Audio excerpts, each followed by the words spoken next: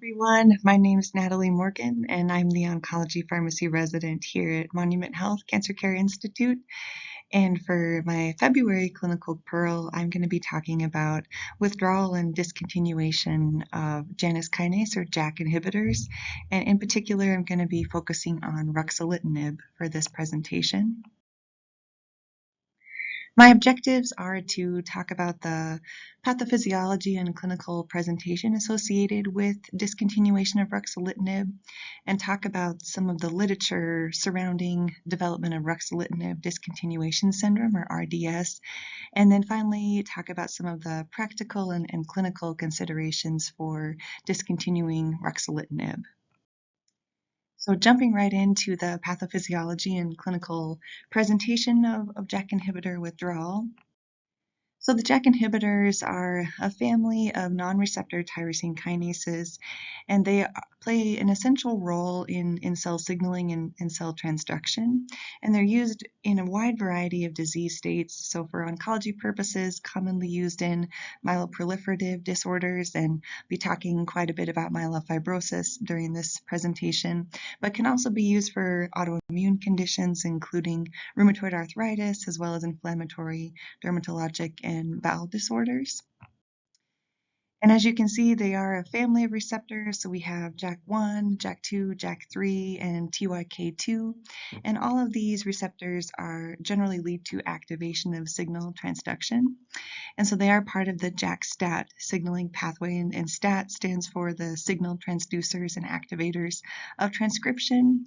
So for the autoimmune response, they are important in controlling that immune response and T cell activation. But for our oncology purposes, they are involved in the control of hematopoiesis as well. And in our myeloproliferative disorders, in particular, we see JAK2 playing a crucial role, and JAK2 mutations have been shown to lead to constitutive activation of the signaling pathway. And as you can see from the table, there's a wide variety of these medications that fall in the JAK inhibitor class that I was not aware of, but I have highlighted in particular ruxolitinib, fedratinib, and pacritinib that we see commonly used for myeloproliferative disorders. And then this is just the same signaling pathway, just a picture of that JAK-STAT pathway. So on the left-hand side, you can see for hematopoiesis, we have erythropoietin binding to the JAK2 receptor. And then there's that activation of STAT, intracellularly a dimerization occurs, and then we have either activation or inhibition of transcription in the cell nucleus. On the right-hand side, for more of our autoimmune factors, we have interleukin-6 binding as well. And so to more the point of our presentation, I wanted to look at this warning for withdrawal syndrome with ruxolitinib. In terms of most common side effects with ruxolitinib, we do see both anemia and thrombocytopenia, but also carries this warning for discontinuation. So this can involve an acute relapse of myelofibrosis symptoms, and this can include fever, respiratory distress, hypotension, but can even involve disseminated intravascular coagulation or DIC, all the way to worsening cytopenia and hemodynamic instability, and even a septic shock-like appearance. So it is recommended that patients not interrupt or discontinue therapy without consulting with their healthcare provider. And I'll also talk more later in this presentation specifically about the study, this Teferi et al. Study in 2011 related to the addition of this warning. So as we saw in Lexicomp's warning as well, there is this clinical presentation that can be associated with ruxolitinib withdrawal.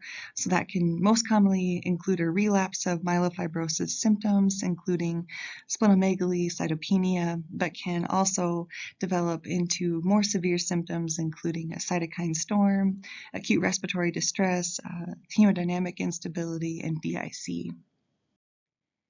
So next I wanted to jump into the literature surrounding this ruxolitinib discontinuation syndrome or RDS.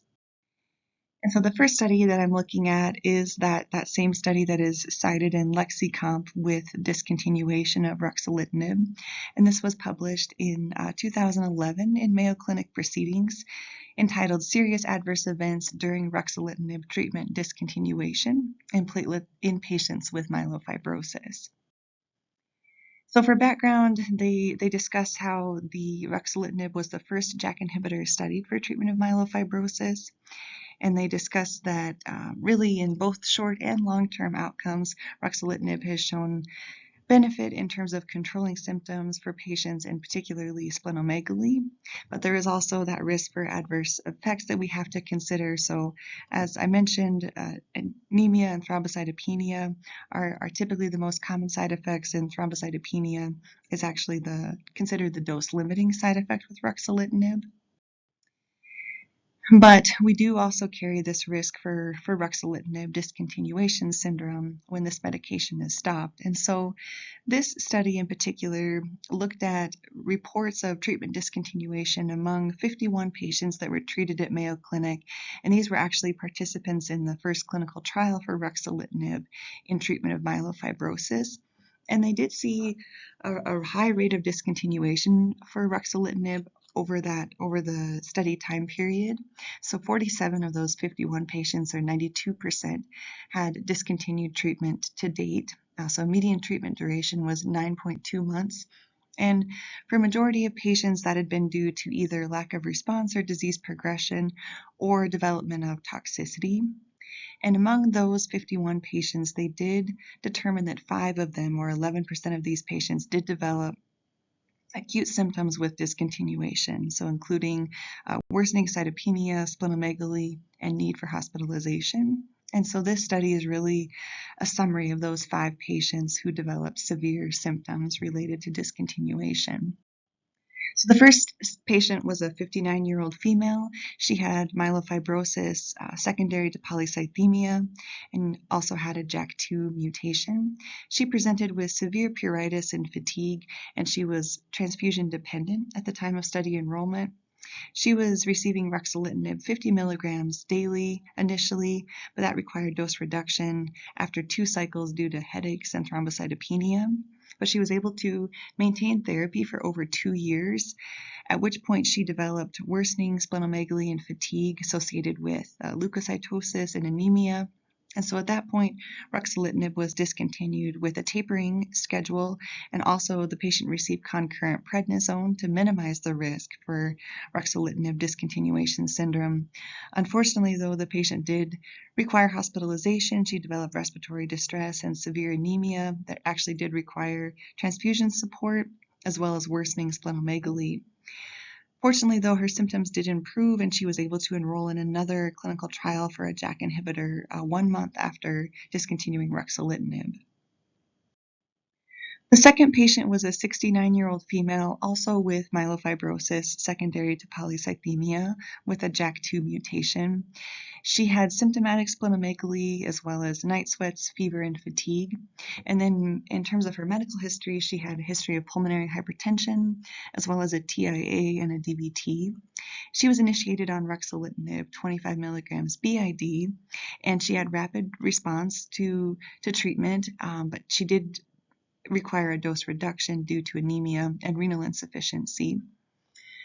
After 1 month of therapy, she was seen in the ER and required hospitalization for an elevated prothrombin time, and was also found to have back pain due to multiple compression fractures. And so during this admission, ruxolitinib was held, and within 24 hours of discontinuation, the patient acutely worsened. She developed a septic shock-like syndrome, including hypoxia, hypotension, fever, confusion. She required intubation and administration of vasopressors. And there was prompt recognition of RDS, and so ruxolitinib was resumed, and the patient had rapid symptom improvement within 24 hours. Of note, though, 2 weeks later, she developed significant neutropenia and underwent a second bone marrow biopsy that revealed a Burkitt-like large B-cell lymphoma with complex cytogenetics, and the patient had actually had a bone marrow biopsy 7 weeks earlier that had been completely normal. So interesting development in her treatment. The third patient was a 44-year-old male with polycythemia, with myelofibrosis secondary to polycythemia with a JAK2 mutation. Presented with severe splenomegaly, weight loss, and severe cough and fatigue, and was initially transfusion independent at the time of study enrollment. And he was started on ruxolitinib 15 milligrams twice daily. Also showed a rapid response in terms of symptom improvement within 2 weeks of therapy. After 2 months of treatment, though, he experienced a worsening of his anemia that did require transfusion, splenomegaly, and just overall a relapse of his symptoms. And so at that point, ruxolitinib was increased to 20 milligrams BID, but there was no symptom improvement. And so the patient actually requested to be tapered off of the medication. Unfortunately, within 24 hours of tapering that last tapering dose, he developed respiratory distress, and he was hospitalized with pericardial and pleural effusions, required intubation with vasopressor support and need for broad-spectrum antibiotics. And again, with recognition of RDS, ruxolitinib was resumed at a reduced dose of 10 milligrams BID, along with corticosteroids for that possible cytokine rebound syndrome, and the patient had dramatic improvement with resumption of ruxolitinib, and he was able to be extubated within several days. Unfortunately, though, for his progressive myelofibrosis, he did require the addition of hydroxyurea and cladribine, but he was able to successfully enroll in another clinical trial for a JAK inhibitor. And then the fourth patient was a 64-year-old male with primary myelofibrosis with a JAK2 mutation, also presented with severe fatigue, pruritus, drenching night sweats, and splenomegaly, initiated on ruxolitinib 25 BID, and again had rapid symptom improvement within 1 week of starting therapy. But after one cycle, he developed worsening anemia and thrombocytopenia, and ruxolitinib was held when platelets dropped below 50,000. Patient's baseline platelet count had been 183,000. And within 3 days of discontinuation, he developed a full relapse of his symptoms, required hospitalization due to intermittent high-grade fevers, and empirically was started on broad-spectrum antibiotics as well as platelet transfusions. And at that point, ruxolitinib was resumed at 25 milligrams daily, and then changed to BID dosing due to continued kind of lack of symptom improvement. Unfortunately, after 3 months of therapy, he developed another relapse of symptoms as well as splenomegaly. Ruxolitinib was tapered again, and he again experienced worsening of symptoms within 3 to 5 days of the last dose and actually required hospitalization due to a splenic infarct. But this patient also was able to successfully enroll in another clinical trial for a JAK inhibitor. And then the last patient was a 56-year-old female with myelofibrosis secondary to polycythemia with a JAK2 mutation, presented with fatigue and splenomegaly, initiated on ruxolitinib 25 BID, and had rapid response within 1 week of treatment. She did require dose reduction after 7 months of therapy due to platelets of 64,000. But then required an increase back to 15 milligrams BID after 10 months of therapy with symptom relapse. And she was able to maintain on this dose for over 2 years of therapy, but then developed a pneumothorax and required a pleurodesis. After that, though, she was stable up until over 3 years of therapy when she experienced an acute relapse of symptoms and splenomegaly. She also was found to have a new extramedullary hematopoiesis tumor. It was a mediastinal and subpleural mass, and so at that point, ruxolitinib was discontinued with a tapering schedule. And within 2 weeks of discontinuation, the patient developed a DIC-like syndrome that involved thrombosis as well as polyarticular arthritis. So she developed this digital artery thrombosis that required treatment with TPA, also required splenic radiation and systemic corticosteroids. So in this study, the authors discussed how ruxolitinib was associated with rapid improvement in symptoms related to myelofibrosis for all 5 of these patients. So decrease in night sweats, pruritus, splenomegaly, and cachexia. But these benefits do have to be balanced with the adverse effects, particularly for cytopenia, and then the rare risk for severe side effects with drug discontinuation that's thought to be due to rapid changes in the cytokine activity. In many patients, though, these risks may be, outweighed by the benefits of therapy, especially for patients that have severe symptoms with advanced myelofibrosis. But they did recommend that all patients be counseled on the potential for serious side effects associated with stopping therapy, and important that they recommend gradual tapering with discontinuation of therapy. The next study I wanted to look at is the study that actually led to the approval for ruxolitinib for treatment of myelofibrosis. This was published in the New England Journal of Medicine in 2012. This is a double-blind, placebo-controlled trial of ruxolitinib for myelofibrosis, and this is the COMFORT-1 trial. So the COMFORT-1 trial, for background, they discuss the myelofibrosis being associated with cytopenias as well as systemic symptoms such as fatigue, weakness, cachexia, night sweats, and bone pain. And most of these symptoms are thought to be due to the development of significant splenomegaly as well as elevation in pro-inflammatory cytokines. And they also mention, as we saw in our last study, that the JAK2 mutation is a common finding, and it is considered a gain-of-function mutation. Particularly this V617F mutation is found in almost half of patients with myelofibrosis.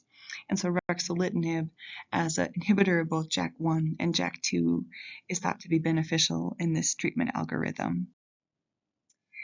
The COMFORT-1 trial was a randomized, double-blind, placebo-controlled trial looking at patients with intermediate or high-risk myelofibrosis, and they were randomized 1-to-1 to either ruxolitinib or placebo.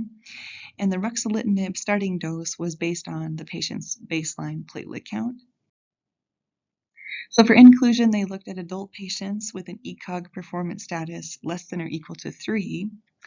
They included patients with either primary myelofibrosis or myelofibrosis related to polycythemia or post-essential thrombocythemia.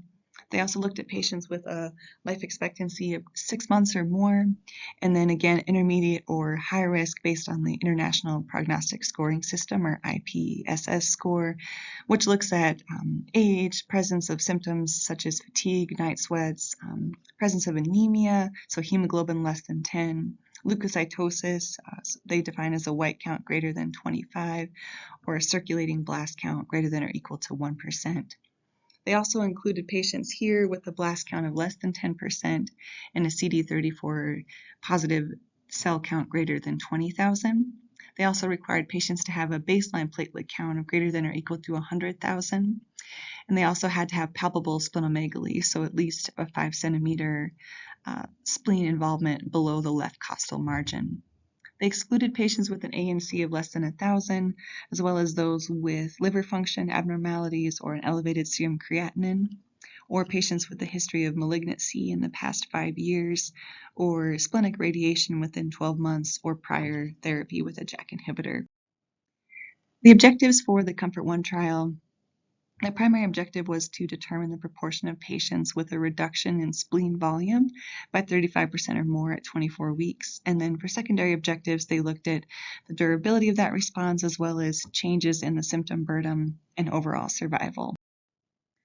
So for baseline demographics here, you can see that in the COMFORT-1 trial, majority of patients did have the primary myelofibrosis, and majority of patients also fell into that high-risk IPSS score, and majority had received prior hydroxyurea therapy.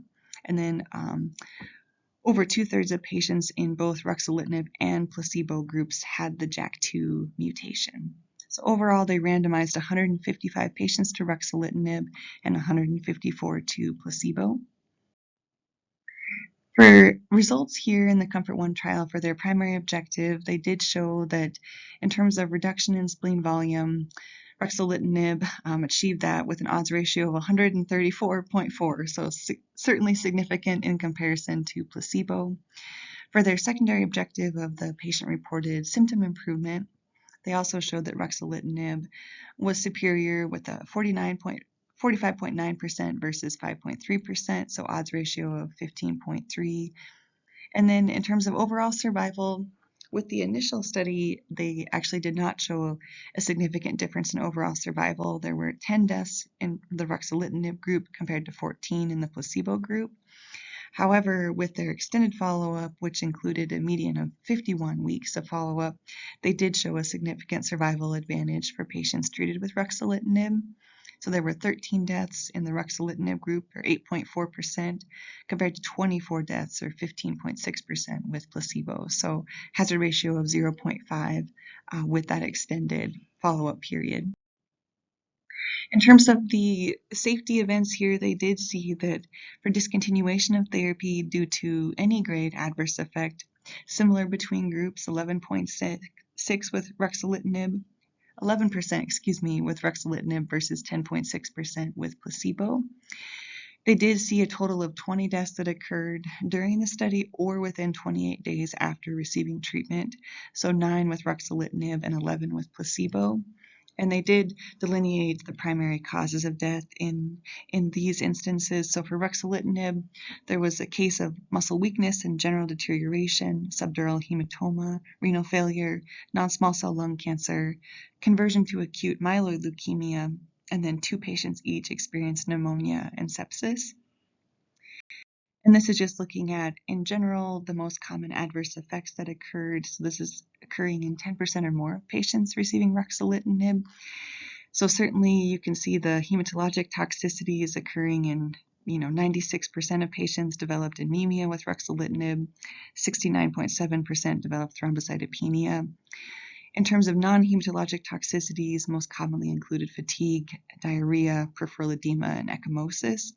The authors did note that there was no significant trend in adverse effects related to any sort of withdrawal effect. However, it is interesting to note this is in the supplemental data looking at adverse effects grade 3 or higher that occurred during dose interruption. So we do see anemia and thrombocytopenia occurring, and then also 1 case of DIC. But again, no correlation in terms of withdrawal effects were seen in the study. So for conclusions with the COMFORT-I trial, the authors did conclude that ruxolitinib showed significant efficacy in comparison to placebo for decreasing splenomegaly as well as improving symptoms and overall survival with the extended follow-up. We did see anemia and thrombocytopenia being the most common adverse effects, but overall there was a low rate of treatment discontinuation due to hematologic toxicity, so occurred in only 2 patients in the study.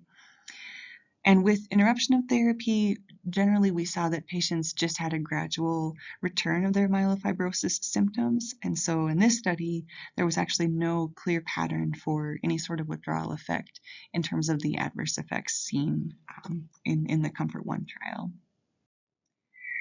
The last study I want to look at was published in 2021 in the Blood Cancer Journal, and this is ruxolitinib discontinuation syndrome, incidence, risk factors, and management in 251 patients with myelofibrosis. So for background here, similar to our other studies that we've looked at, particularly focusing on ruxolitinib as a JAK1 and JAK2 inhibitor, but JAK2 inhibition particularly being important for myelosuppression. And then in general, with ruxolitinib, we do see a discontinuation rate of approximately 40% at 3 years due to either lack of response or intolerance.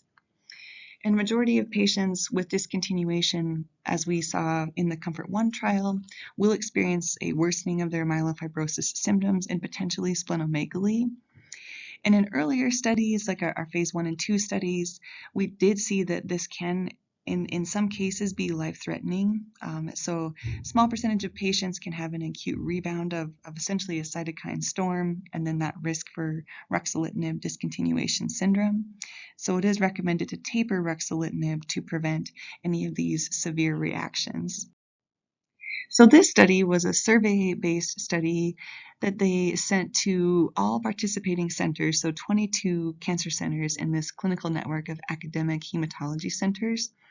And the goal of this study was really to obtain information about how these individual centers managed discontinuation of ruxolitinib and how they incorporated timing and then looking at outcomes with their patients. So they defined ruxolitinib discontinuation syndrome as any new symptom that occurred within 21 days from discontinuation of ruxolitinib, and that was also determined by the treating hematologist to be caused by discontinuation of therapy. And so then they divided this into three different categories. There was mild, where there was no intervention required; moderate, required resumption of ruxolitinib, potentially treatment with steroids or oral analgesics; and then for severe RDS, this required hospitalization and administration of IV medications, potentially splenectomy, or a delay in stem cell transplant if that was the plan of care for the patient. So in terms of ruxolitinib discontinuation syndrome, the goal of this survey study, again, was to really just look at real-world practices for how ruxolitinib is discontinued, and then specifically to look at the incidence, timing, and severity of RDS, as well as the outcomes and risk factors that are associated with RDS. So in this study, there was a total of 700 patients that were identified in the survey database, and of that 700, 251 or 35.9% had discontinued ruxolitinib, again similar to that 40% discontinuation rate that we have seen with previous data. Median age of over 70 in over half of patients.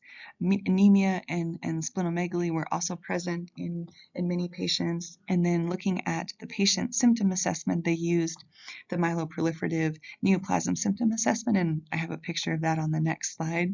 But almost a third of patients had high symptoms related to myelofibrosis with a score of over 20. And then a majority of patients, so almost 2/3, had discontinued ruxolitinib due to either lack of response or loss of response, or transformation to leukemia. And adverse effects that led to discontinuation were mostly hematologic, so almost a third of patients. And then you can see in terms of dosing, the majority of patients were on the 5 mg BID dosing of ruxolitinib. And again, this is the patient symptom-based score, the MPN-10. So just looking at a variety of their symptoms, including early satiety, pruritus, night sweats, bone pain, any low-grade fever. So in terms of results here for discontinuation, in this survey, they actually did find that almost 2/3 of patients, 162 of them, had abrupt discontinuation of ruxolitinib, and only 35.5% had been tapered off of ruxolitinib. They did find that RDS developed in 34 patients, so 13.5%. Majority of cases were mild to moderate. They did identify 3 patients, or 8.8%, that developed severe RDS. And they typically saw RDS develop within 7 days of discontinuation of ruxolitinib, but it did range from 2 to 21 days. So overall incidence of RDS was 0.7 per 100 patient days. And then this is just looking a little more in detail about the symptoms associated with mild, moderate, and severe RDS. So in the mild, which fortunately was the majority of patients, we did see a symptomatic increase in their spleen size, as well as flare symptoms, including fever, weight loss, and night sweats, and then other myelofibrosis symptoms such as fatigue, bone pain, and abdominal pain. In the moderate category, similar symptoms, but significantly more splenomegaly, so 70% of patients, as well as constitutional symptoms. And then in the severe category, again, 3 patients, and I should note as well that there were no fatal cases of RDS observed. But this did include 1 patient with a spleen rupture requiring splenectomy, another patient that developed fever, confusion, and dyspnea and required hospitalization, and then a 3rd patient that developed severe respiratory distress and required ICU admission. These were some of the risk factors that they alluded to in terms of development of RDS. So first was a platelet count less than 100,000. That was a hazard ratio of 2.98. And then patients with significant splenomegaly, so more than 10 centimeters below the costal margin, hazard ratio of 2.03. In terms of reintroduction or re-challenge with ruxolitinib, that did occur in 19 patients, or 7.6%. But it was also important to note that among the patients that experienced RDS, 8 of them, so 23.5%, required resumption of ruxolitinib. So that was a significant finding. They also found that the development of RDS did not significantly impact overall survival outcomes. And then this is just looking at graphically the outcomes that were associated with risk for development of RDS. And so you can see univariate and multivariable analysis. So again, only platelet count less than 100,000 and spleen size greater than or equal to 10 centimeters were significantly associated with development of RDS in the multivariable analysis. But I think it's interesting to note that ruxolitinib doses less than or equal to 10 milligrams BID was a significant finding in the univariate analysis. For tapering strategies, they identified that over a third of patients, so 38.2%, did receive tapering of ruxolitinib in conjunction with either hydroxyurea or corticosteroids. But overall, they did find a wide variation in terms of these multiple centers in terms of tapering strategies. So most commonly, it was a reduction of 5 to 10 milligrams per day, but the intervals really varied. So at one center, there was a dose reduction every 30 days, and then at another center, there was a dose reduction every 3 days, but those were kind of the extremes. And they only found that tapering was regularly performed at 4 hematology centers. Overall, median tapering duration of 14 days was found, but again, a range of 3 to 60. So in conclusion, in this study, they did determine that approximately 15% of patients will develop symptoms with discontinuation of ruxolitinib. That can include splenomegaly and worsening of their systemic symptoms. And in general, this is thought to be due to re-expansion of their myelofibrosis symptoms, but there is a higher risk associated with patients that have a higher burden of disease at baseline. So again, that significance of the platelet count less than 100,000 and that spleen size greater than or equal to 10 centimeters being significant findings in this study. They did show a low incidence of severe RDS, about a 1% risk in 3 patients that we discussed in this study, and that is lower than has been seen in other literature. And the authors discussed how this may be due to potentially patients having more advanced disease with enrollment in the earlier studies, and that may potentially have skewed some of the results. They did also find that resumption of ruxolitinib typically can rapidly improve the clinical symptoms in many cases of RDS, so it is very crucial that the appropriate diagnosis of RDS be made quickly to allow for resumption of therapy. And in general, we do see a wide variety of tapering strategies as well as use of prophylactic steroids between cancer institutions. So last, I wanted to talk a little bit about ruxolitinib discontinuation in clinical practice and kind of some of the practical considerations. So in terms of ruxolitinib discontinuation syndrome, as we've mentioned, while ruxolitinib has a lot of efficacy for improving splenomegaly and improving patients' overall symptoms, there is a relatively high rate of discontinuation, so up to 40% of patients will discontinue therapy at some point, either due to lack of response or intolerance.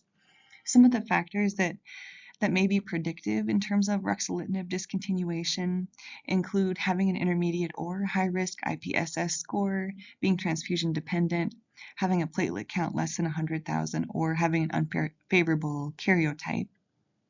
And RDS is thought to develop due to changes in that inflammatory cytokine activity. Most commonly, we do see it develop within 3 weeks of ruxolitinib discontinuation. And again, as we saw in the previous study, platelets below 100,000 or spleen size greater than or equal to 10 centimeters have been associated with increased risk for RDS.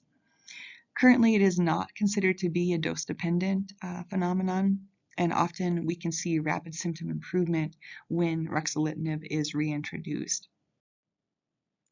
In terms of recommendations for tapering and discontinuation of ruxolitinib, we do not have any standards that are currently in place.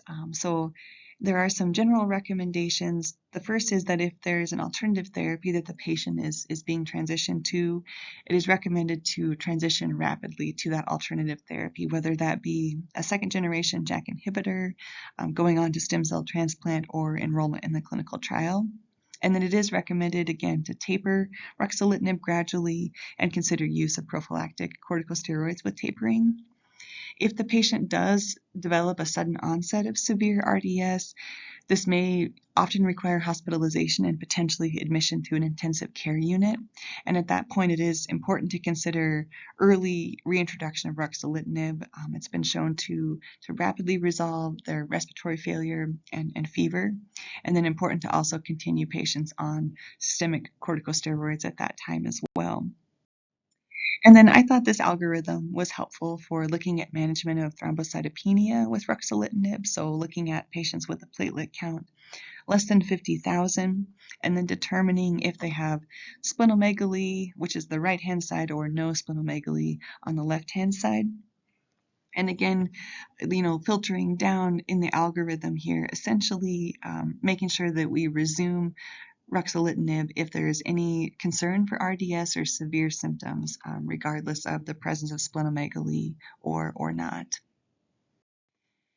And then I did find this recommendation in the ruxolitinib package insert. And again, we don't have any strict guidance in terms of, what the dose tapering should look like or how long of a taper should be conducted. But they do mention in the package insert that for discontinuing ruxolitinib for reasons other than thrombocytopenia, gradual tapering may be considered, for example, by 5 milligrams twice daily each week. So I think that's about as close as I found to an actual recommendation.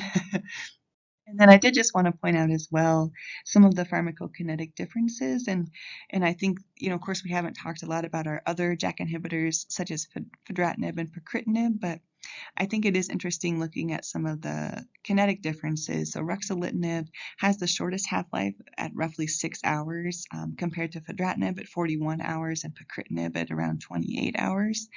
And currently, only ruxolitinib is associated with the risk for discontinuation with syndrome. So just interesting to note with that shorter half-life potentially, but as of currently, we do not have concern for discontinuation with fedratinib or pacritinib. And those are my references. And thank you so much for listening to my clinical pearl.